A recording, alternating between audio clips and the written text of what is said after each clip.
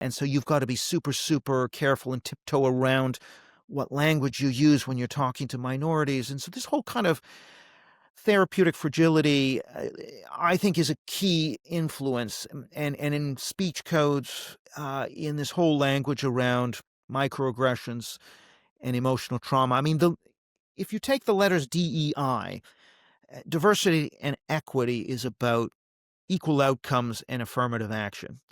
Inclusion, that word inclusion, is basically about saying you cannot offend even the most hypersensitive member of a historically marginalized group because they're so traumatized that anything that even has the remotest hint of an echo of something from the past will be so incredibly traumatizing. We're going to be super nice to people, and we need to treat people who've been oppressed in a very fragile way. I think that comes out of ultimately a humanitarian inheritance. So I guess I'm tracing this therapeutic thing back through humanitarianism and not through the Marxist tradition. Welcome to the Reality Therapy Podcast, where the truth will set you free. Welcome. My guest today is Eric Kaufmann, who's a professor of politics at Buckingham University in the UK, and I'm super excited to have him on, have a great conversation, so welcome. Great to be here, Ryan. So let's start off, before we get into the heavy intellectual topics, just tell me who you are, where you come from.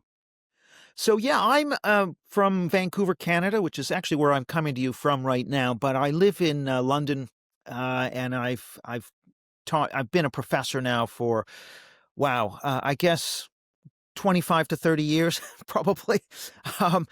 And I've sort of written on questions around immigration and national identity for that time period, which takes in, of course, populism, but also I've been interested also during that time period in the cultural left, the kind of ancestor of wokery, and how that fits into the picture. So these are the questions I've kind of been researching for the better part of 30 years. Interesting. So I think we're going to probably spend the bulk of our time, if I had to guess, on this book, The Third Awokening. But before we get to that, I had a question submitted by my friend Ian Perry. And the question is, can you tell me about the relationship between two of your books? One is The Rise of Anglo-America, and the other one is White Shift. Yeah, so the rise and fall, actually, of Anglo-America, which was my first book, came out of my PhD work and came out book came out in 2004, based mainly on research from the mid to late 90s. And what that book was really about was more historical. It was about the decline of the WASP, if you like, the decline of the white Protestant ethnic majority in the United States, really in the really mid 20th century, with the opening up of immigration, for example, shifts in the culture, in the historical memory, which started to sort of be more focused on immigrant groups, particularly from Southern and Eastern Europe. So yeah, I was interested in what led to this decline of the WASP, if you like, and that drew me towards liberal progressivism and the origins of the cultural left in America in the early 20th century, with the liberal progressive movement and with bohemian kind of left modernist intellectuals, kind of, if you like, avant-garde bohemian intellectuals in the 1910s, and then tracing that forward and how that gets into mainline Protestantism, particularly the elite of mainline Protestantism, and then eventually how that shapes the repeal of, for example, the 1924 immigration laws. So in 1965, there was a major new immigration law, which was ostensibly now colorblind, opening up immigration in America. So I was kind of interested in what led to, between, if you like, the immigration restrictionism of the turn of the century and then the liberalization of immigration, how that came about. And that very much brought me to focus on cultural left liberalism in the U.S. So the connection then with White Shift is, it's really the same problem, just maybe 50 years later, perhaps, where instead of talking about white Anglo-Protestants worrying about Catholic and Jewish immigration, it's now white Americans not just white Americans, but say white Europeans, members of ethnic majorities around the West, worrying about their decline. And that's very much so in the case of the U.S. in 1920 or in the 20s, the white Anglo-Protestants were just dropping below 50% of the population at the time.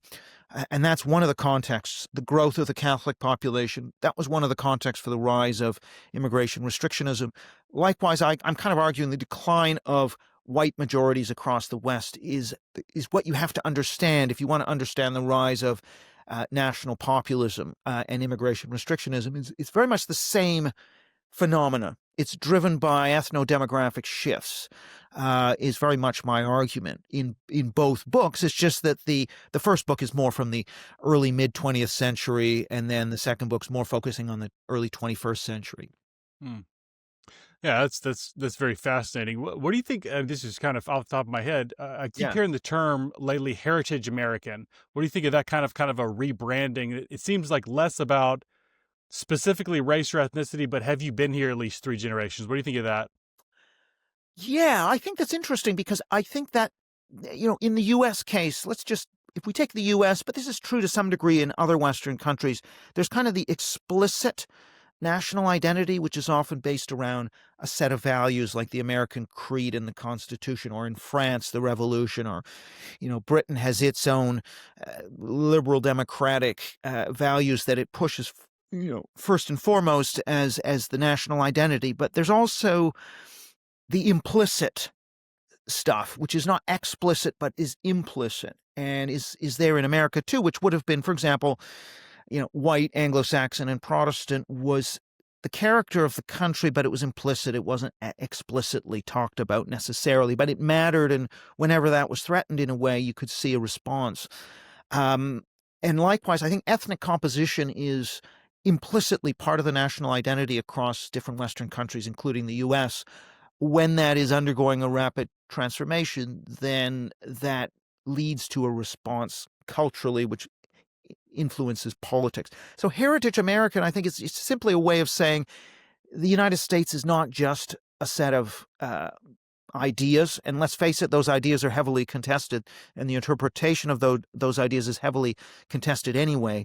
So it's much more than the ideas. It is also, for example, this idea that some people connect to the United States through having many generations of ancestors in the United States. And it's worth saying this is not just the J.D. Vances who have these hundreds of years roots in America. I mean, if you do surveys of Americans of all backgrounds and say, which is a more American sounding name, Smith or Rizzuto or Garcia, or you will tend to get people say Smith is the more American sounding name, or even Catholic Americans will agree that Protestantism is in some ways a more American religion than Catholicism. It's not to say that doesn't mean a Catholic American is less American than a Protestant American, but it just means in terms of what is distinctive in the world about the United States, Protestantism is more distinctive to what defines the U.S. in the world than Catholicism. And so there's a lot of questions like this where, minorities and minorities will agree with a lot of these statements that, yes, there is more to the United States than just a set of ideas.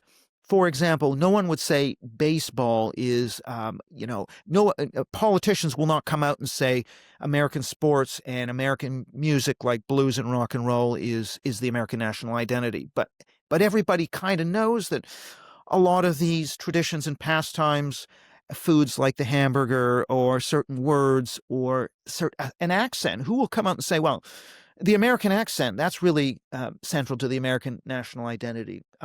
In the study of nationalism, this is kind of known as everyday nationalism. All of these traditions, symbols, and things which you might think of as trivial, but actually are actually incredibly important to the definition of the nation. So it could be sports, it could be the landscape, but it can also be ethnic composition, things that are not necessarily talked about formally, but are actually very important. And so I think that's sort of where this term heritage American fits in, is just to say, well, actually there's this implicit, unspoken part, which is really about the particularity of the texture of American life, which is important. And it's not saying a heritage American is more American than somebody who's just arrived. It's just saying that these are things that contribute to the distinctiveness of America as a collectivity. Yeah. So, I mean, I need you to help me through my own personal psychology as I'm listening to you say that, because as I'm listening to you say that, okay, baseball's the national American pastime, or at least it classically was. English is our official language, even though that's not written down. You know, there's these things that, as you're saying them, two things are going on in my mind at one time. Even though I haven't thought through deeply about this, it seems very common sense and obvious. And also I'm like cringing a little bit, like that you're saying it out loud. Do you know what I'm talking about? Exactly. So first of all, I would say that emotional responses are conditioned by ideas that have been imbibed over time. So they're actually constructed socially. They're not necessarily just naturally upwelling. They're upwelling within you, but only because you've learned a certain set of ideas and how to respond to certain things. So there is an ideology there running in the background, which is that, oh no, it's not acceptable to talk about these cultural particularities defining the nation, but yes, they are. And this is one of the problems, is I would like to get us to the point where reasonable people can say, actually, these particular things matter. Now, of course, there are people writing, Yasha Monk wrote a book on national identity that made the same point, that in fact, the American national identity, people are attached to that not just because of the American creed, but because they're attached to American pastimes and traditions in everyday life, things like sports and like the landscape and pop culture. And so that stuff is actually really important. One of the problems is that I think the cultural left has managed, and the liberal left has managed, to establish, if you like, the kind of emotional regime, the public morality in Western countries. We should be able to say, I'll take an example. Let's take something a little less political than ethnic composition. Accent, I mentioned that. So the very politically correct Canadian citizenship ceremony, I think, I can't remember who it was, one of the judges at these citizenship ceremonies was saying to the people who were getting Canadian citizenship, all accents are Canadian accents. If I were to say to you, all accents are American accents, on one level, if what we're talking about is individuals and whether you are included as an equal member of the citizenry, yeah, absolutely. You can have any accent and be an equal American. If what we're saying is all accents are American accents at the level of countries and collective properties, that's ridiculous. There's an American accent, there's a British accent, there's Spanish, French, different accents on the English language. There's no question that the American accent is not the British accent, is not the Spanish accent. These things are both true at the same time. Can we be mature enough to say, actually, the U.S. has an ethnic composition that is part of its distinctiveness? That doesn't mean that, or that Protestantism is more part of what makes the U.S. distinctive in the world than Catholicism. That's not the same thing as saying that a Catholic is less American than a Protestant. And a lot of people either can't accept that or don't understand that argument. It's sort of what's called the fallacy of composition, collapsing arguments about the collective level into questions about the individual level. And we haven't yet got to a position where we can have a reasonable argument about, you can say, look, change in ethnic composition at a fast speed is a problem, without some people jumping in and saying, oh, you're saying that certain white Americans are more American than non-white. No, that's not the same point. It'd be like if I said there's a problem with the health, with the medical system or with the army. Oh, you're criticizing a soldier, you're criticizing a doctor. Well, no, actually not. You can criticize the collective level without criticizing the individual level. And we're not yet at that point, I'm afraid, but we're hopefully going to get there. I'm trying to wrap my mind around this. Is part of this that for a long time in America, our ethnic composition was fairly steady and immigration was kind of small? or small or a lower rate, and then in the last 50 years or so, it's kind of exploded, and so we're kind of the changes in culture were more organic for a long time, and they're kind of maybe being thrust upon us more in recent decades. Does that make any sense? It does. It does. I also think, you've got, to the extent assimilation tends to break down diversity over time and melt it. Whenever you get the rapid immigration, then the diversity expands rapidly. Composition shifts rapidly. So I think it's the speed of that change which leads to the anxieties around national identity. And I think those are reasonable anxieties. And this is where I would differ from most academics, for example, who think, oh, no, you can't mention that because you're then excluding. I think the question of exclusion is actually quite different from the question of rapid shifts in the ethnic composition. And actually, a lot of minorities really do understand this. You will get a lot of minorities who say, yeah, part of what I'm attached to in a particular country like the U.S. is it has a particular culture and composition. And they do actually understand that argument. It's not a threat to them and their position as Americans to say, well, this is something we can take into account of is slowing down the rapid shift in order to allow for assimilation, and not just kind of people learning English, but also deeper processes around intermarriage and identity shift. I think that's, I would say, where the conversation is eventually going to have to go, because I think this is really what's behind the surge of national populism across the West. So I want to get into your book, Third Awokening, and I feel like there's probably a decent number of us in the anti-woke movement who feel like this is beating a dead horse, like this is just like we've wrung everything we can out of wokeness. But I really felt like this was a very fresh and original take that hit wokeness from a different angle than I'm used to. So tell me about this book. Thanks, Ryan. Yeah, so I think one of the arguments I make in the book is that, to a large extent, woke is, which I define as making sacred of historically marginalized race, gender, and sexual identity groups. That's woke in a sentence. So it's really this fetishization and focusing of the holy trinity, race, gender, sexuality, on the left. And I argue that is not so much. I'm not saying there's nothing to the Chris Rufo, James Lindsay argument around Marxism, pulling out the class cartridge from the oppressor-oppressed console and sticking the identity one in. That's certainly part of what's going on. But what I argue is more important is what this is a kind of radicalizing of the underlying tissue of public morality in Western countries, which is basically left liberal, believes in equality, it believes in minority rights. And if you radicalize that underlying left liberal tissue, humanitarian, liberal, egalitarian, what you get is speech codes, what you get is affirmative action, what you get is disparate impact law, this whole panoply of policies.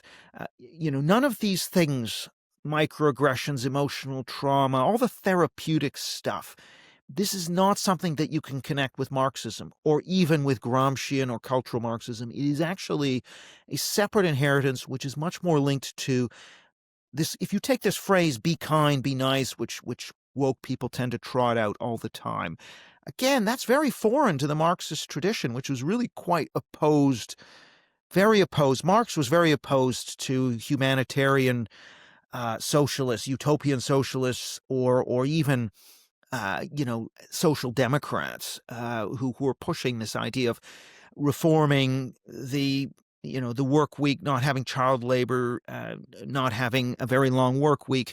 All of those reformers were very much hated by Marx and Marxism.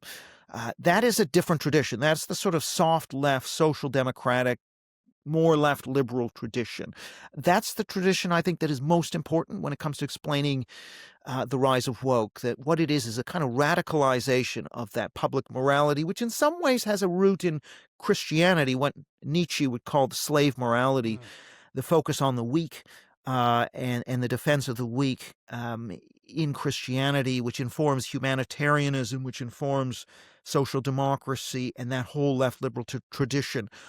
I would say that's closer to the rise of woke than cultural Marxism. Now, cultural Marxism contributes elements, but I think if you were to explain support for defund the police, the excesses of defund the police, this is coming more from people who think the police are being nasty to a weak group who we have to protect. That sort of humanitarian impulse, I think, is the driving force, not people saying, the police are upholding a systemic structure of a structure of systemic racism, which you can't see, but is systemically leading to inequality. That very intellectual argument from cultural Marxism, I don't think is the driving force for why we saw phenomena such as Black Lives Matter succeed to the extent it did. Yes, it's important for some intellectuals, but I don't think if we really are trying to explain the guts of cancel culture, I trace it much more to this humanitarian extremism rather than cultural Marxism. So lots of good stuff there. And as I told you before we started recording, I've been writing about this kind of stuff for a couple of years now, and put myself in the James Lindsay, Chris Rufo school of thought that you're kind of debunking in a sense. And so it was a little uncomfortable reading your book. In my book, the forces of good are Enlightenment rationalism and liberal democracy, and the forces of evil are critical theory and postmodernism. And you're kind of coming at it from a very different angle, and it was a discomforting thing trying to square what's going on, because you're making a very convincing case, and I want to see if what I'm laying out makes any sense to you. Like, I think the core of this ideology is cultural Marxism. I think at one point you said take out the cartridge of class and put in race. Instead of bourgeoisie and proletariat, you go black and white. So I think they were trying to do that for a long time. If you read like the old critical theorists, they were throwing everything against the wall to see if it stuck. I think Adorno at one point was criticizing jazz music, and just no one cared. It's like the meme of old man yells at cloud. Like no one cared about any of the stuff they were saying. And then at one point, like around the Marcuse generation, they discovered that if you say racist, the music stops, everyone freezes, and you can push that button as much as you want. So does that make any sense? It does. I'd love to know I'd love to see the source of this and when that word racist, because my interpretation of critical theory is there was a real split in the sense that Marcuse really is the connecting thread. And I think Rufo's right in this, that, intellectually, Marcuse is the connecting thread from the interwar or the, European critical theory to the modern capital C critical theory. But if you look at the other critical theorists, Adorno and Habermas and these other people, you clearly Adorno was very critical of what he called left-wing fascism. When people would sort of get up on stage and prevent it from speaking. I think I'm not sure, other than Marcuse, if we can draw any links. And so I think in a way this is not actually, because the earlier cultural Marxism was all about, the masses are being dulled by pop culture and movies and all that, and that's why they're accepting capitalism. This is kind of I'm just not sure that if we take that and then we look at Marcuse, who was really into the new left, I think Marcuse is somewhat of a sort of singularity, and I'm not as convinced that there's this connection back to the earlier critical theory or even Gramsci. That's sort of my view of it.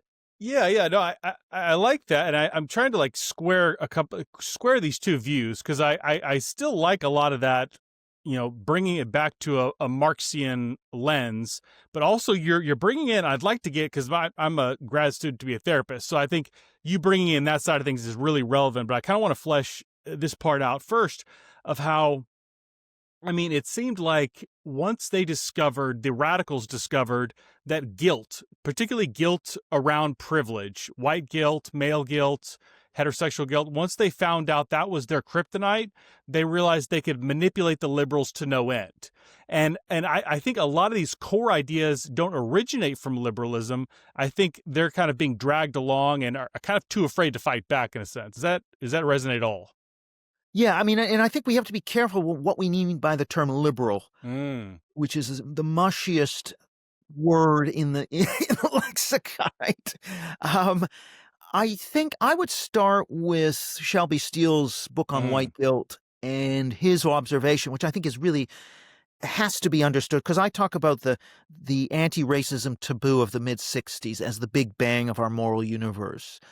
Everything before was a different world from everything after, and it happened really quickly. You know, Paul Krugman in the New York Times, he writes that piece where he says, one summer, all those homes on Long Island with the black coachman figurines on their grills, repainted them white. It all happened suddenly. One summer around 1965, racism becomes a taboo all of a sudden. And this is one of the points, is this happens very suddenly, and it's like the civil rights movement, which isn't a Marxist movement, actually, not even disproportionately. It's supported more by Republicans than Democrats.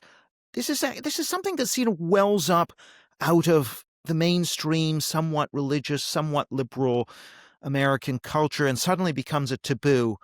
I don't think the left intentionally made it a taboo. It just sort of happens. Partly television is emerging. It captures the imagination. And so you have this phrase, and suddenly the left jumps on it. You're right. But I think the origin of this taboo is not actually the left. It's just the left uses it. But we have to explain, if we're to explain the rise of that taboo, that's liberal. And certainly it's not the Marxist left that creates that taboo. The actual left wasn't that focused on race, and in fact, so this partisan review, Susan Sontag has all of a sudden, 1966. This is an organ of the non-Marxist left, the New York intellectuals, still very influential. The partisan review, and Sontag is asked to write about race, and she comes out with this whole bunch of stuff. The white race is the cancer of human history.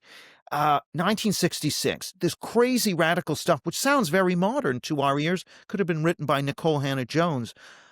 But all of a sudden things change, and she says, yes, suddenly the Negro is really the symbol of victimhood now.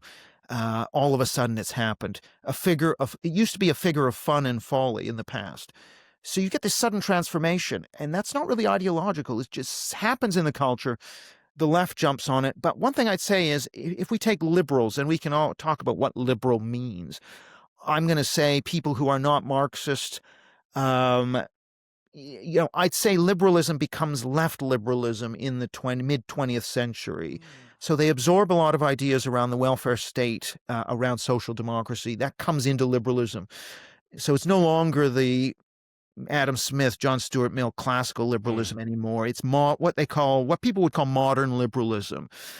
Those people, I think, firmly do believe in the new taboo and in the new values emerging out of what I call the big bang of our moral universe. So they are true believers. And in my surveys, for example, of academics, what you'll see is, in fact, there's no coercion in a survey. You can answer the question any way you want. You get majority support for mandatory diversity statements, for affirmative action. All of these policies are actually supported by a lot of so-called liberals who wouldn't call themselves Marxists. So I don't think it's just preference falsification. I think there's actually real belief there. And yes, there are some people who are just going along with it and who are scared of being canceled because they violate the taboo. But there's also a lot of people who think this is the direction of history. This is the moral, righteous train they've got to be on. So I'm kind of like reconceptualizing my views around this in real time. So help me.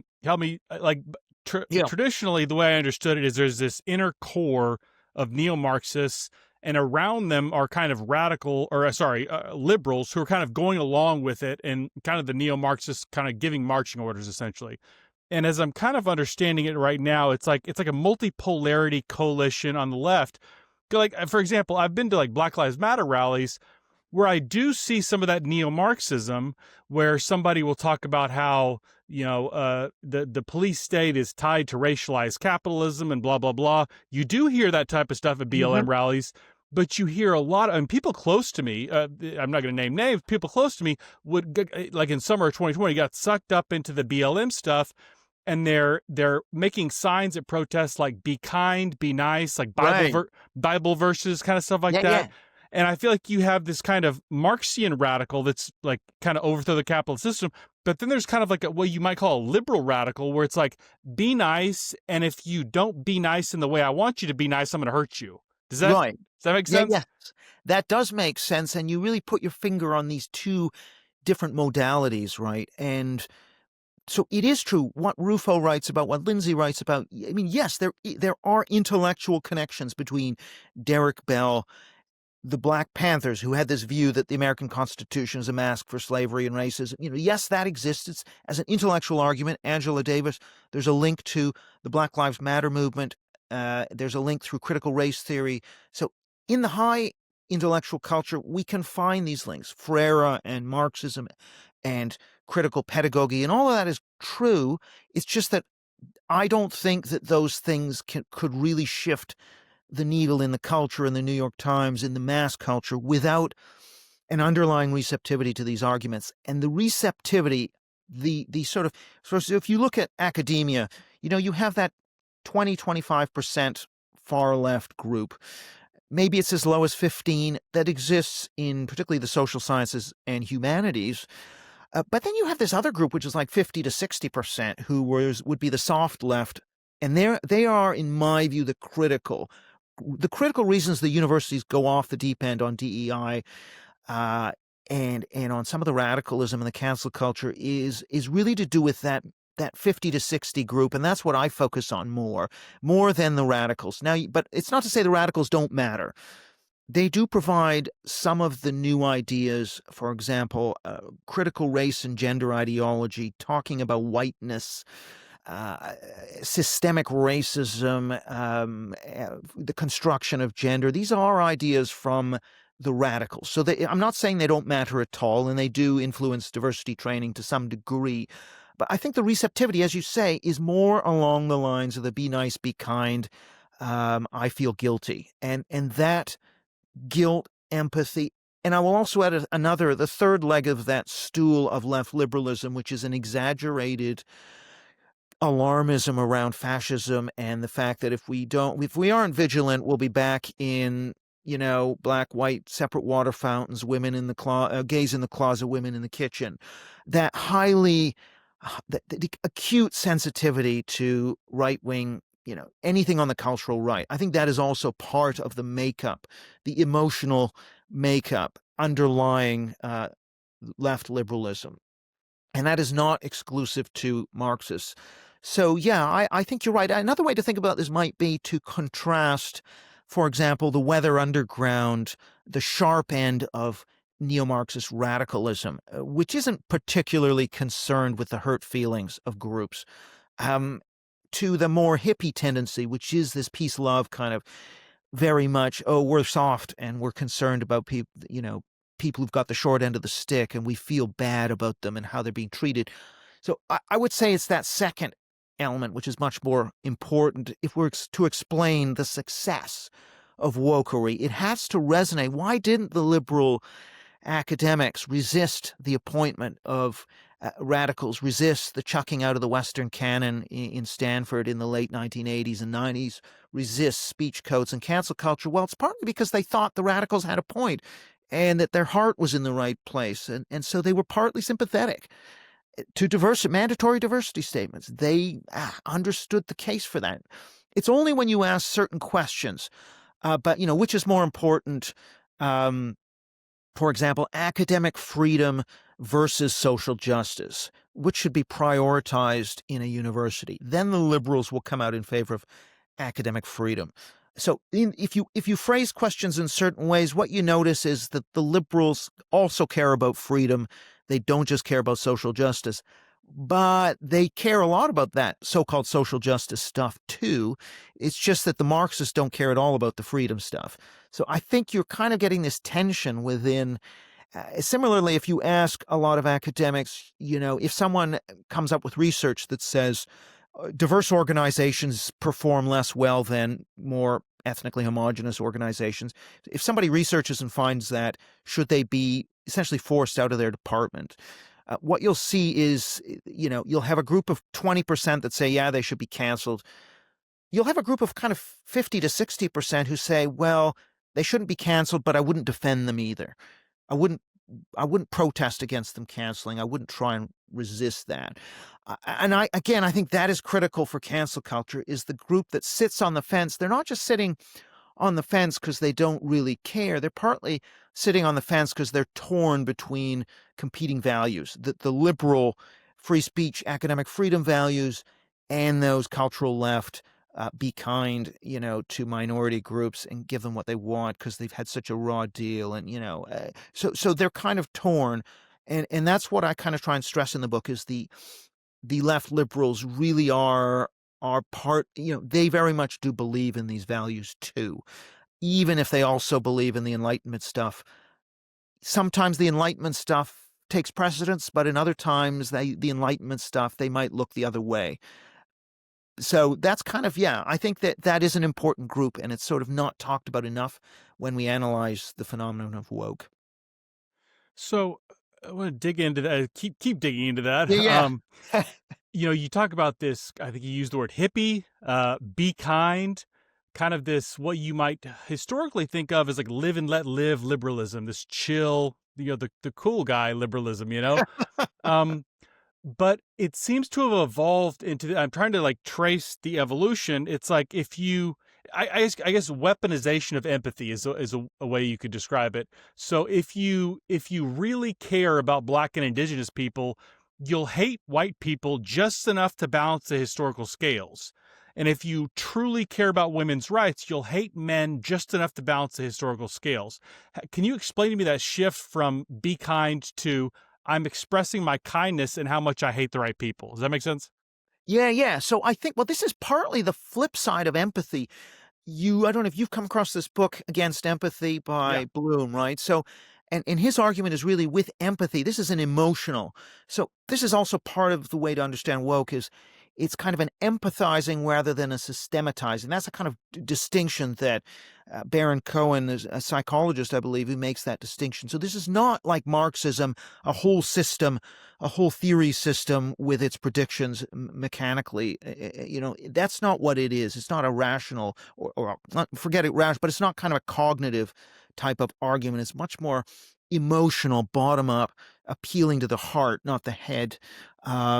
And with empathy, when you have empathy towards a group, Bloom talks about, empathy towards white women in the American South means that you are very hostile to the Black rapist or the specter of the Black rapist. So actually, you can actually get a very nasty side to empathy, which is whoever you're empathetic towards, you become very hostile and dehumanizing towards whoever you think is oppressing the object of empathy. The other thing is, Bloom points out, is the empathy is very narrow. You can focus on empathy, let's say for your children or for a particular group. That tends to lead to you forgetting about other objects of empathy. So you might, for example, a study was done where people were asked to, how much, I don't know if they got people to focus on empathy towards Black people. And that made people a lot less empathetic towards poor white people, because the emotional energy is being sucked into empathy towards one group, and that actually reduces empathy towards others, can reduce empathy towards other groups. And so, the flip side of being highly empathetic towards historically marginalized race, gender, sexuality groups is that you become hostile towards white straight men. You dehumanize them, you attack their group identity, and hence, kill all white people, hashtag, these kinds of things. That's really the flip side of this highly empathetic approach to, say, Black Americans or Indigenous people. And so, I think this is in some ways coming from a position of empathy. This emotionalizing movement leads to dehumanization and hostility. And of course, Jeremy Carl, in his book on anti-white racism, very much focuses on these things as being the flip side. I should also add, by the way, though, part of that kind of left liberal substrate of public morality is also an exaggerated, what I call fascist scare. If you think about Red Scare, this idea there's a communist under every bed. If someone says they want to have more of a welfare state, they must be trying to take us into the gulag, So that idea of slippery slope alarmism is rejected for socialism or certainly for social democracy. It's not rejected for anything that comes from the cultural right. So anything that's talking about, well, we need to worry about intact families and birth rates, and we need to worry, about ethnic compositional shifts. Immediately the move is towards, racism, Jim Crow, Nazi. I mean, there's no distance between that and fascist scare. So this fascist scare element, which begins really in the late 30s amongst certain intellectuals in the U.S., but develops continually through the 40s and 50s. Now, there was, of course, real fascism in the 30s, so it's understandable at the time, but that reflex of being alarmism around, if there's a right-wing protest anywhere, protest over immigration, that's the far right immediately. So I think there's also this reflex in public morality to overreact to any movements on the cultural right. And that kind of fuses with this heightened empathy, if you like, to produce the phenomenon that we saw during the Great Awakening. That's very interesting. Yeah. So I want to go back to something we were talking about earlier. You mentioned like a kind of quasi-therapy type mentality that's kind of been weaponized in a sense. Some I've noticed quite a bit is what you might call therapy culture, where usually someone with heightened emotional instability will start to latch onto these therapy words and weaponize them in a way. So if I don't like what you're saying, you're being toxic, you're a narcissist, you're gaslighting me. These words that they picked up from therapy, now they're weaponizing them for their own ends. And it seems like that's been brought in as part of the political project. I think you mentioned microaggressions. What else can you tell me about therapy as a political weapon? Yeah. So this therapeutic aspect, I think, is really important. Rod Dreher has this term therapeutic totalitarianism, or if you think about cry bully, this whole phenomenon, words like emotional trauma, emotional safety. There's a psychologist called Nick Haslam has this idea called concept creep in psychotherapy, where a word like bullying or trauma, which initially meant something quite narrow, often something physical, or at least something that was quite severe, the meaning of that gets inflated over time. So more and more phenomena, calling somebody a name suddenly becomes emotionally traumatic. So the definition of emotional trauma, microaggression, another example, saying, oh, you're so articulate, or, anyone can make it in America. These sorts of things become microaggressions. So that idea of mission creep and the meaning of words, that was already happening in academia. And of course, the origin of this goes back even further to humanistic psychotherapy, Carl Rogers, and this whole literature, which is really pushing in the direction of vulnerability and fragility, and always, if you feel it, it must be right. And people are essentially arguing away from resilience towards fragility is essentially where this movement of humanistic psychotherapy is going. And then with concept creep, that becomes even more pronounced as we get into the 80s and 90s and 2000s. And then you get, of course, social media, which carries these concepts from academia, the academic left. They suddenly penetrate into the New York Times, into youth culture, into mass usage. And so that's sort of a key process. And this therapeutic influence. Now, of course, it was there in the Second Awakening in the late 80s and early 90s. The term self-esteem, and particularly minority self-esteem, was used. That's the ancestor of microaggressions and group trauma in the 2010s.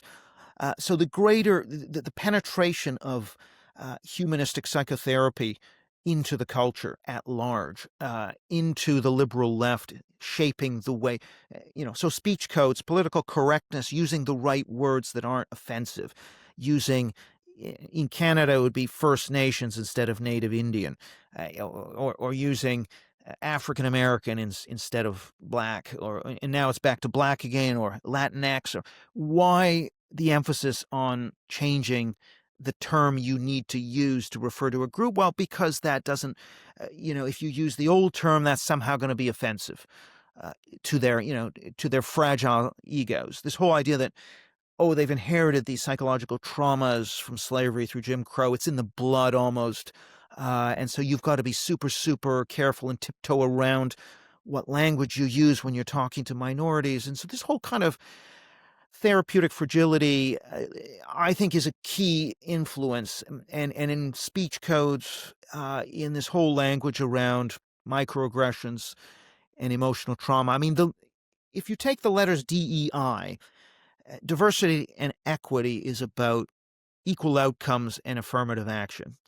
Inclusion, that word inclusion, is basically about saying you cannot offend even the most hypersensitive member of a historically marginalized group because they're so traumatized that anything that even has the remotest hint of an echo of something from the past will be so incredibly traumatizing. Even a statue will be incredibly traumatizing because it'll remind them of this historic oppression.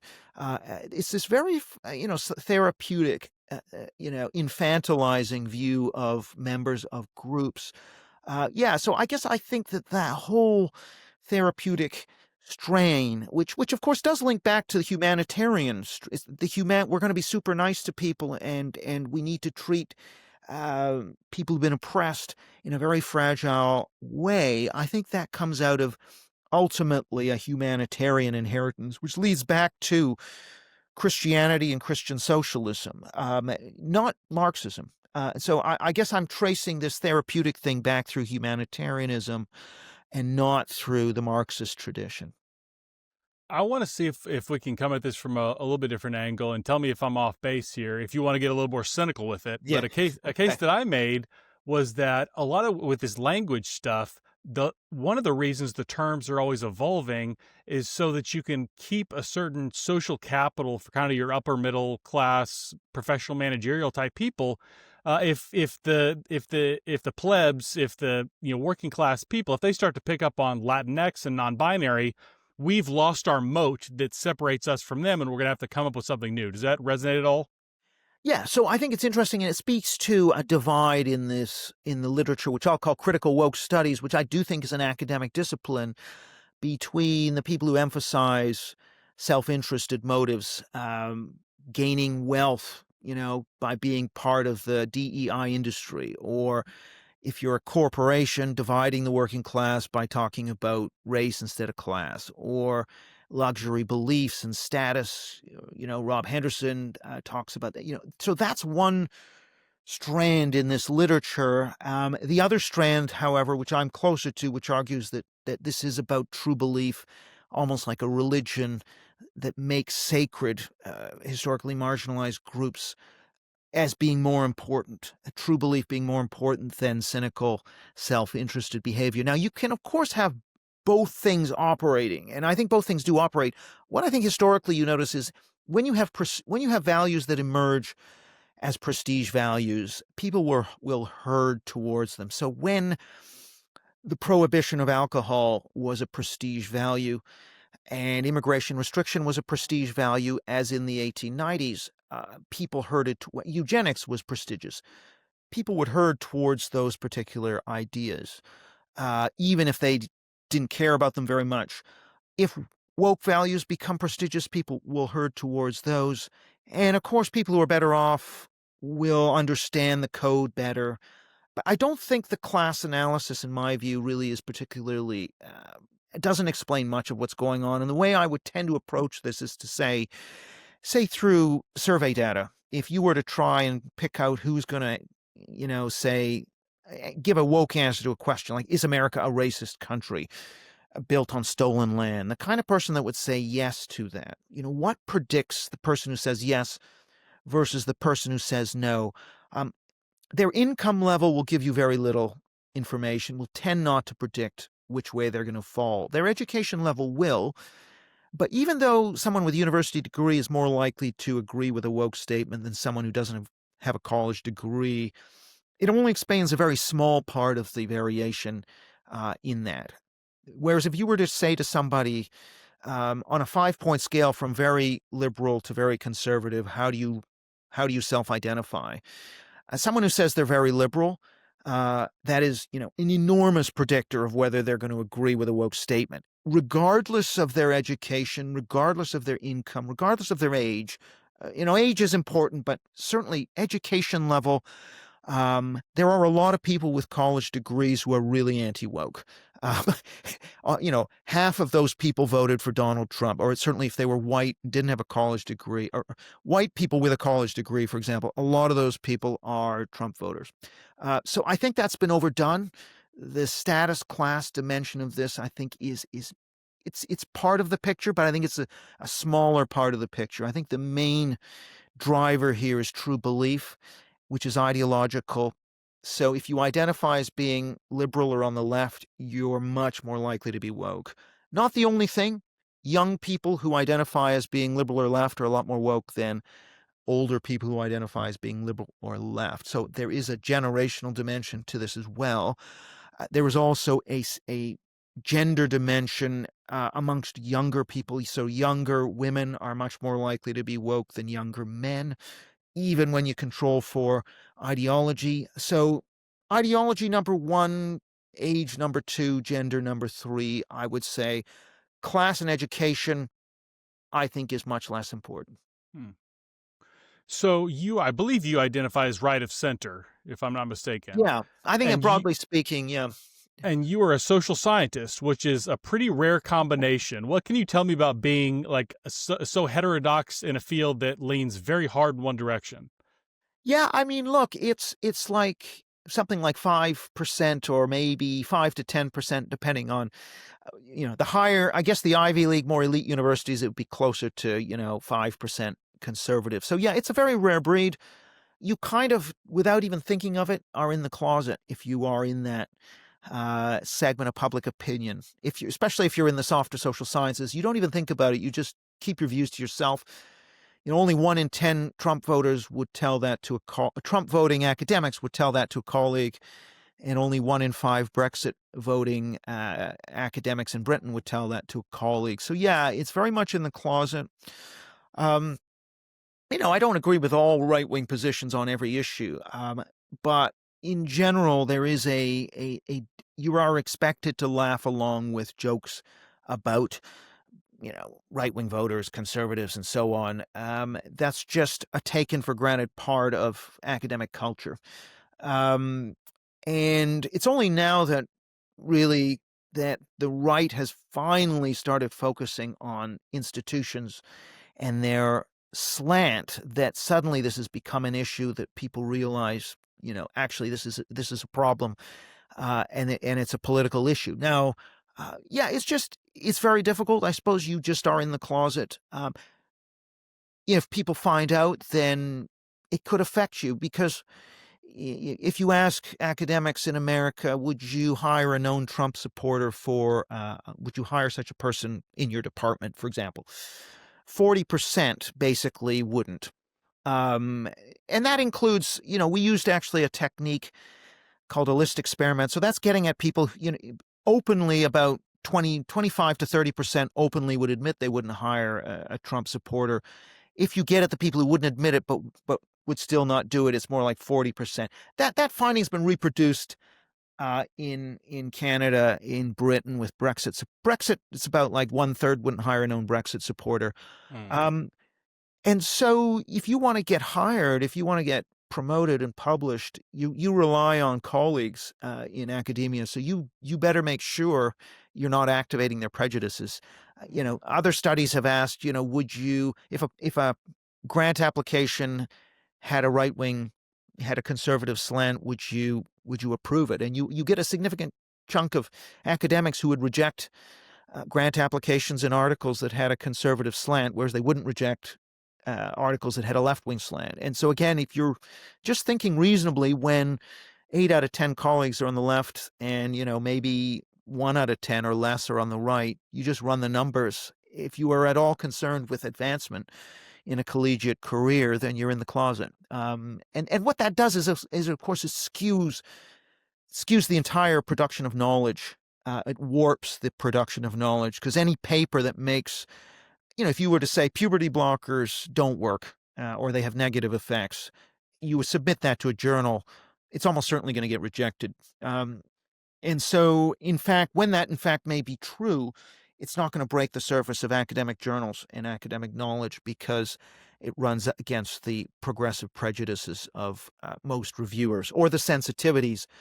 So the entire production of knowledge is damaged. And this is kind of one reason why this movement, which I'm involved in for post-progressive social science, to try and bring in those neglected perspectives. It's like the ski hill. Everyone's only allowed to ski within the boundaries and the red lines established by progressives. But most of or a lot of knowledge is actually off the piste.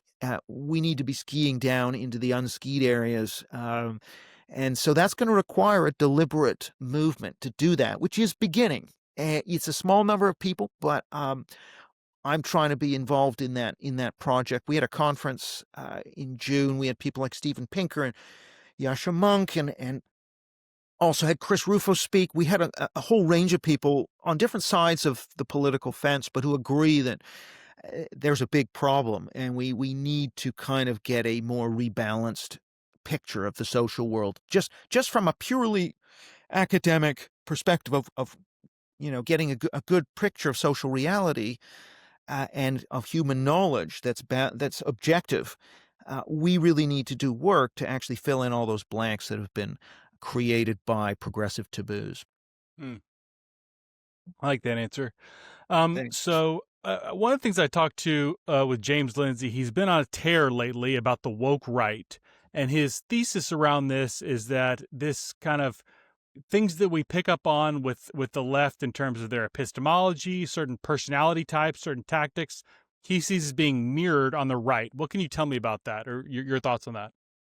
Yeah, it's like a lot of these things where, so I'm one of these people who said I don't think that woke right is accurate. I do think, however, that people like James and Konstantin Kisin and a number of others are correct insofar as there is a family resemblance between a left that is, let's say, focused on grievances, focused on identity, focused on perhaps marginalizing dissent through ostracism. So similar kinds of tactics. I think that is true. And you do see a sort of narrow-mindedness and a sort of grievance-type politics on the right.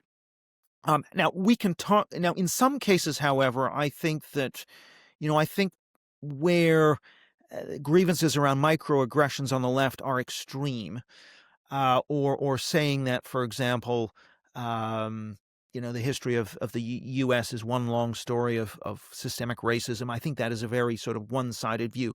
When it comes to the right, I think some of the grievances actually are simply talking about, anti-white discrimination, which is real. When you have jobs that are advertised only, that exclude white people, or diversity statements that force people to essentially be critical of their own race, or, there are many ways in which there is anti-white discrimination. Now, there's a lot of anti-black, or there is anti-black discrimination too, so, one could take it too far, but I think it's legitimate to, for example, stick up for one's group if one feels that group is being discriminated against. But of course, you can take it too far if you come up with conspiracy theories about liberals or Jews that are orchestrating the extinction of the white race. Yeah, absolutely, that's off the deep end as well. But the main reason I objected, or why I disagreed with the woke right hypothesis, is really a sort of very pointy-headed social scientific one, which is that there's a difference between family resemblance between two concepts. Let's take a bat and a bird. They're both similar size, they both fly, but they are actually not part of the same species. Bats are mammals, birds are not, for various reasons. So, but on certain dimensions, being able to fly, being a certain size, there are commonalities between bats and birds. But in classifying, in having rigorous classification systems, we wouldn't put them under the same classification system. If you take the so-called woke left and the woke right, one of the reasons, there are commonalities. They may be identitarian, authoritarian. They can maybe conspiratorial. But I think the difference is that the woke left would say if you don't hold the right beliefs, you are a bad person. The woke right would say if you don't hold the right beliefs, like the election was stolen or something like that, then you are a bad Republican or a bad conservative. And that's a difference, a bad person versus a bad member of the tribe. The first statement is moralistic, which would say you violated morality, you're an awful person, you must be cast out of society, we shouldn't befriend you, no, nobody should associate with you, you should be debanked, you should be censored, you should be punished. It carries a much broader and wider social connotation. You more or less should be ostracized from society. Whereas if you were to say you're a bad, you're a bad Chicago Cubs fan because you aren't taking the line that, the league is prejudiced against the Cubs or whatever. Yeah, okay, you're being a bad member of the tribe, but that's only a compartment within the wider society. So you're being a bad Republican means, you don't believe in Stop the Steal, fine, but that's only one compartment. You can still leave the tribe, go off into society, not be seen as a bad person. So I think the key difference there is that the woke left is moralistic in terms of, so it has this universal religious philosophical belief system. The woke right is tribal. And I don't see that as severe a problem as casting someone out of society as a whole. And so that's kind of my main reason is I think there's a family resemblance on certain dimensions, but it's not exactly the same thing. And I think the term woke should be reserved for that more moralistic sensibility. It doesn't mean that in theory you couldn't have a woke right. I define woke really around a fetishization, a sacralization of historically marginalized groups. You could perhaps imagine a situation in which conservatives or whites really become marginalized within a society and discriminated against in blatant ways. And so and you could tie, if you believed in a philosophy that said we're really with the marginalized groups, and those groups have changed. They're no longer Black and Indigenous and female and LGBT, but they are white and male. These are the real new marginalized groups. You could imagine a shift in the objects of sympathy. And so you could imagine this kind of woke right emerging. There, I would admit it's possible. Even something like, in Pakistan, if you are seen to be blasphemous towards the Prophet Muhammad, you can be lynched. I think that sentiment is closer because it's moralistic. Like, you're disgusting. Your soul is disgusting. You must be cast out of society. I think that is closer to the spirit of the word woke than just saying you don't believe in Stop the Steal, and so you're a bad conservative. I think that's just something that's more narrow. It's in one bit of society, and therefore it isn't the same. It's not really the same as being the woke left. Are you, when it comes to defeating wokeness, like left-wing wokeness, are you more of an optimist or a pessimist at this point? That's a good question. I'm torn. I think in my book, The Third Awokening, I was more pessimistic, right? Because young people are more woke. When they become the median voter, they don't care about free speech enough that we're going to lose the free speech tradition. I think what has occurred in the years since, there is a stronger anti-woke segment among young people now. Now, they are still more woke than older people.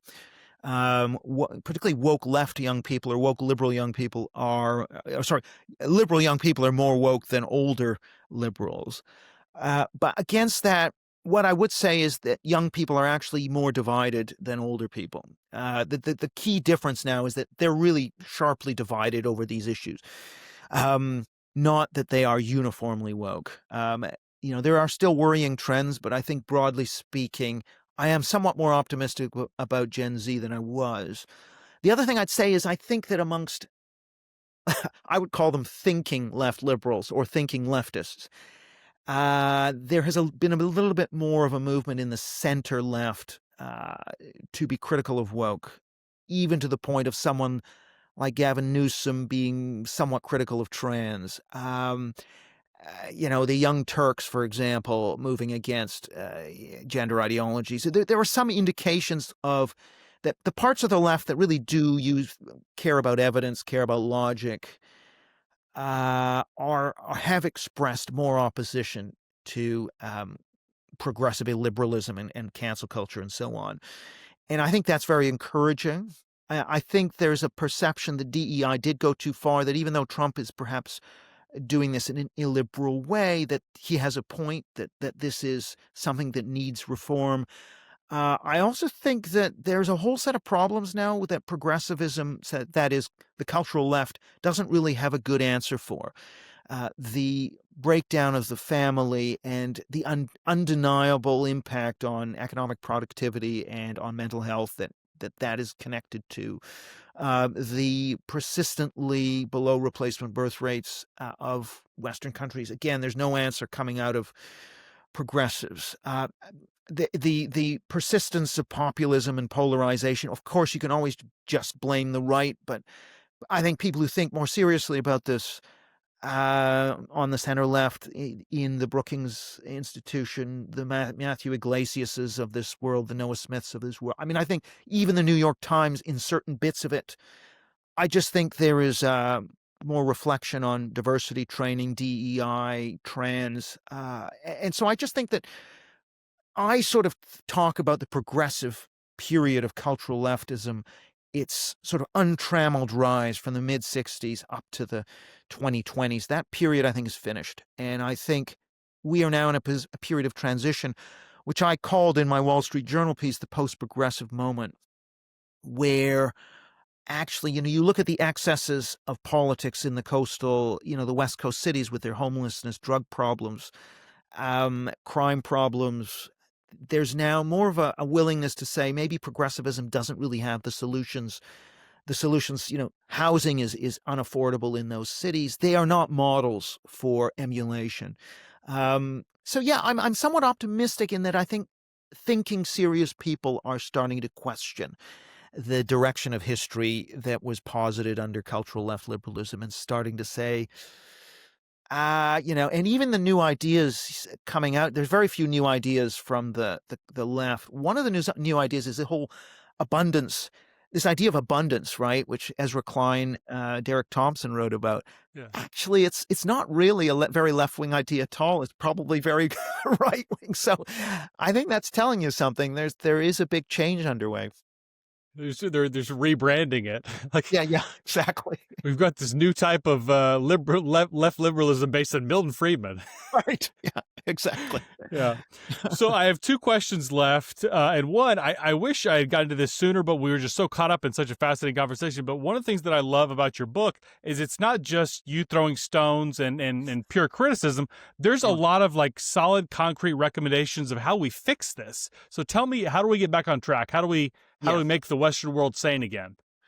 Well, yeah, I think one of the focus of that 12-point plan is to say we've got to politicize these issues around, for example, DEI. That should be a political issue that is argued at election time. And once you do that, and given the public is 2-1 against woke positions, we have to start reforming institutions, school systems, universities, government, for example. We have to start saying, no, you're not going to do mandatory diversity training that pretends that there is systemic racism, which is an unscientific, not evidence-based. The diversity training does not show positive results in any way. We actually have to get rid of this stuff and make it a political issue. We have to make the trans issue a political issue. And by making it a political issue, and given that the public opinion leans against, if you can harness public opinion, you can defeat these issues in the institutions. My belief is that we can make political institutions neutral. And that means defining a lot of what DEI is talking about even this idea that you should have equal representation by race and sex in every important institution, that is a political view that should be called out as cultural socialism. And right of center governments should be campaigning explicitly on getting rid of this stuff, and the left should be forced to defend it. The left should be forced to defend men and women's sports, for example. Politicians should have the guts to sort of point to the other politician and say, define a woman, please. I mean, who do you think that biological males should be in women's prisons? Force them to answer that question, because most people think the answer is no. But most people don't realize that left-wing parties support these stances. So you have to make those stances costly enough for the left that they abandon them. And you also have to make sure that you reform institutions. Now, I think one thing that first DeSantis and the followers in the red states and then Trump, they are politicizing these issues, which were always seen as ungentlemanly by the Republican Party. That's changed. I think that's a good thing. I think right-of-center parties need to politicize these culture war issues. The left is always going to say, oh, you're being divisive, you're stoking the culture war, you're hating on minorities. That's actually a lie. That is deceptive nonsense. They're hiding behind nice-sounding euphemisms like inclusion. What inclusion means is suppression of free speech in the name of minority sensitivity. So it's basically censorship. That needs to be called out. What gender affirming means is chemical castration, cutting off body parts. That needs to be called out. Now, we can still have that debate, but let's call these things for what they are and not hide behind these dishonest euphemisms. That's really the way the left has played it to try and keep this under the radar. We need to get it out from under the radar into the glare of the media spotlight. That's the way we are going to actually defeat these things. But the right has to care more about these issues. Now, they are, to their credit, caring more about them. Now, I disagree with the somewhat capricious and not principled and rule-based way in which Trump is carrying this out. I would much rather see a set of principles established first, a set of processes systematically followed. So you give Harvard a chance to respond. You follow due process, but you say, here's our principle. We believe in equal treatment, which means you cannot discriminate on the basis of race in admissions. And therefore, you are not going to be permitted, and we're going to have to see your admittance data and make sure you're not discriminating. I think that would get the public behind a kind of moral narrative that what these people were doing was immoral, instead of sort of using these high-pressure tactics, almost hostage taking. We're going to target Harvard, and it seems quite petty and vengeful. I think that's a missed opportunity. I would much rather this be framed as a sort of a moral narrative, but of course it's very difficult for a figure like Trump to carry off that kind of a politics, which is too bad. But on the other hand, I think the fact that these issues are being politicized, that's very much in line with my recommendations that we also need to see lobby groups that are focused on these culture war issues. Much like we have lobby groups on, say, guns and abortion, we need these lobby groups to focus on, for example, DEI and affirmative action, and to hold politicians to account if they think they want to take the easy path and not talk about these issues because they're uncomfortable or they might be called a transphobe or a racist. We have to get past that, make these issues political. I think that will help. I really think the school system really is the final frontier. We really have to focus on a balanced curriculum for history. If we're going to talk about slavery and the conquest of territory in the United States, I think we have to put that in global historical context. So I would say you should not be allowed to teach about American slavery without talking about slavery as practiced by some non-Western civilization, whether that be West Coast tribes in North America, which had slavery, which was stamped out by the British, for example, whether that be Aztec, Ottoman slavery. People have to understand this was not, a lot of young Americans think slavery was invented by white America. A lot of people say the indigenous people lived in peace and harmony before the Europeans arrived. That kind of misinformation needs to be dealt with in the education system. So big reforms of the curriculum. Right now, the curriculum's controlled by the left, breaking the hold of the unions, breaking the hold of the education schools in the curriculum. I think that should be a very high priority because that's really bringing up the next generation. and how they see the world. More training in the tradition of freedom of speech and the Constitution. I think that needs to happen as well, just to drill, to raise a generation that cares about those classical liberal traditions. Where I would disagree with the kind of post-liberal right, there are people like Yoram Hazony and to some extent Chris Rufo who say, well, institutions can never be neutral or balanced. They're always going to be one side or the other. And so we want, the ones in the red states to be teaching, Christianity or teaching some kind of conservative values and virtues. I'm more of a believer that we can get to neutrality and balance. So the point is to drive out the left-wing indoctrination, but not to replace it with right-wing indoctrination. I think that's possible. I'm not as pessimistic as the post-liberals. I think we can do that, but to do that is going to require a lot more engagement with the content of what's being taught in schools. I love that answer, especially, going back to forcing the Democrats to play that hand, because so much of it just Right. seems so blatantly obvious as soon as you say it out loud. Right. Forcing them to say, what is a woman, or is hating white people a legitimate form of pedagogy in higher education? As soon as you force them to play that hand, it's a slam dunk. Right. I mean, of course, they'll always try and deceive. You saw that with Youngkins and McAuliffe in Virginia.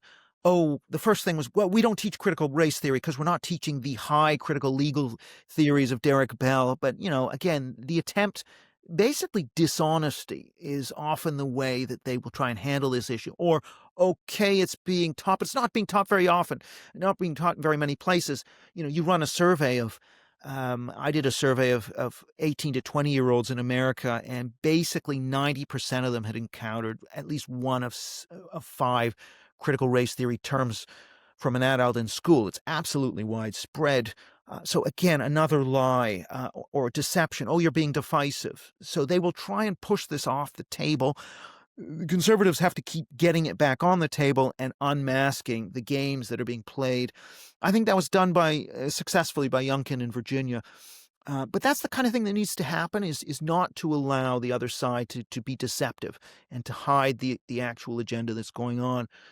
Eventually, the hope is over time that will empower the center-left liberal types to gain control of the Democratic Party and push this stuff out. I mean, that's the end game, I guess, is when the left is reinforcing. So now in the case of Britain, the Labour Party, the left-wing party, will no longer ever say trans women are women. They know that is going to be the kiss of death. So I think that's a victory. So you forced the left to marginalize their radicals. That's kind of where we want to be. We want to be back to a sane politics. Say in the U.S. case, when the Democratic Party no longer pushes so-called gender-affirming care or men in women's prisons, when they kind of accept they accept where the mainstream of public opinion is, that's going to be the time we can say, okay, we've changed public discourse, and we've kind of won that battle. Hasn't yet happened. It's happened to some extent, but I think it hasn't yet fully happened. I like that answer. Well, my final question is, when you look at society more broadly, what is one issue that we're not talking about enough that we should be talking about more? Well, probably, I mean, we are talking a bit about it, but the birth rate collapse, I mean, really, it is quite astounding if you look around the Western world. No societies have replacement birth rates, and more since the pandemic have what's called lowest low, below total fertility rates of 1.5. Just to give you a sense of what happens to a country, a country with a 1.3 birth rate, which is common now in a lot of Southern and Eastern European countries and in East Asia, that country is like a quarter of its size in 100 years, the population, and the population starts to collapse. So fewer mothers, fewer kids, fewer mothers, fewer kids. You're on a logarithmic decline. 200 years, it's down to, a fraction of, a few percentage point size of population. So yeah, I think this whole issue of collapsing birth rates and low birth rates, not just what that means for the economy, but really what that then means for the composition of populations, especially when you have immigration. what that means for the survival even of the Enlightenment, let's call it. I think this is a really big issue. And yeah, it's being talked about a little bit, but it's not yet really in the political discussion in a big way. I think that's probably going to need to change. Yeah, I like that answer a lot. That's extremely important. Well, Professor Kaufmann, I've really enjoyed our conversation. Thank you so much for joining me. Thanks for having me, Ryan. It's been a pleasure.